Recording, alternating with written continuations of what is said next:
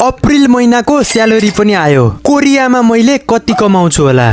Hello friends, welcome back to my mini vlog. बिहानै 5 बजे उठेर म चाहिँ सधैँ रनिङ गर्ने गर्छु। आज चाहिँ स्यालेरी आउने दिन हो। दिनको सुरुवात नै छुट्टै किसिमले भइरहेको छ। आज भोलि दिन लामा भएर छिट्टै उज्यालो भइहाल्छ। हिजो साँझ पानी परेको ग्राउन्डमा यस्तो भएको रहेछ। फर्स्टमा हामीले रनिङ गर्यौं, त्यसपछि दाइले अहिले स्केपिङ गर्दै हुनुहुन्छ। मेरो त खुट्टा दुखेर लास्टै हैरान भएको थियो, त्यही भएर कति पनि सकिन। अनि एकछिन फुटबल खेलेपछि हामी फर्कियौं रुमतिर। हजुरहरूलाई थाहा नै छ होला, आज मेरो च्यालेन्जको 25 दिन पुगिसक्यो। रुम आएर फटाफट बाइसेप्सको एक्सरसाइज गरेपछि म फ्रेस भएँ। अनि हल्का न्युट्स खाएर रेडी भएपछि लागियो कम्पनीतिर। आज त स्यालेरी आउने दिन हो, नलागेको जाँगर पनि लाग्नेवाला छ। बिहानै मुडाको गाडी आइसक्या रहेछ। विदेशमा दुःख हुनु नर्मलै हो, तर साना साना कुराहरूमा पनि खुसी हुन थाल्यो भने ठुलो दुःख पनि सानै लाग्छ। आज भोलि त टाइम बिताउन गाह्रै लाग्दैन। स्यालेरी आउने दिन कुर्दा कुर्दै महिना गइहाल्छ, तर यो स्यालेरीको लागि 1 महिनाभरि कति दुःख गर्नुपर्छ त्यो मलाई मात्रै थाहा छ।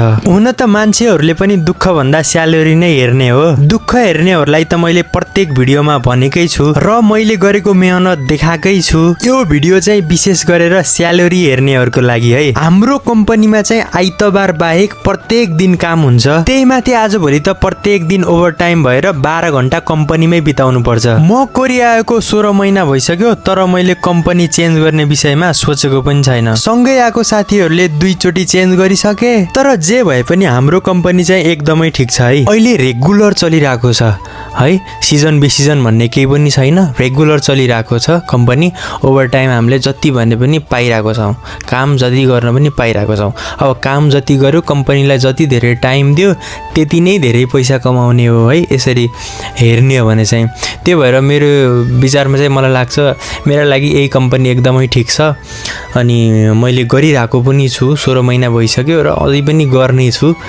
अनि अब स्यालेरी पनि मैले तपाईँहरूलाई देखाइदिइहाल्छु है। म अब यति धेरै दुःख गरिरहेको छु, यति धेरै दुःख देखाइरहेको छु भने पछाडि मैले यो दुःख गरे बापत कतिको कमाइरहेको छु, कतिको पैसा पाइरहेको छु भन्ने पनि त देखाउनु पऱ्यो नि त तपाईँहरूलाई होइन।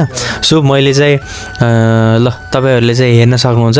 यो चाहिँ मेरो स्यालेरी हो, यो चाहिँ कोरियनमा छ। तपाईँहरूले चाहिँ मलाई टक्क पारेर नेपालीमा कति हुन्छ कन्भर्ट गरेर कमेन्ट गर्न सक्नु होला है। मैले देखाएको होइन साथीहरू, मैले यति दुःख गरेँ बराबर यति कमाइरहेको छु भनेर चाहिँ भनेको मात्रै हो।